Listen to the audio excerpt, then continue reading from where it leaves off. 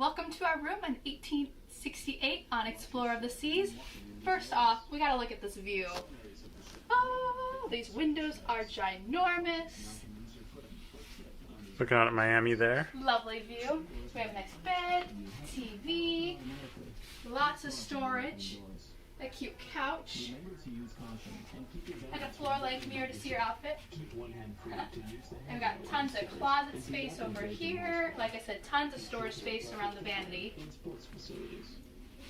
And we have a nice bathroom right over here.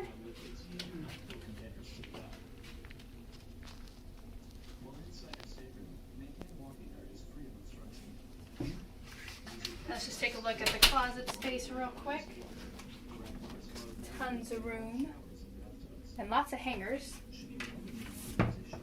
Some more shelves.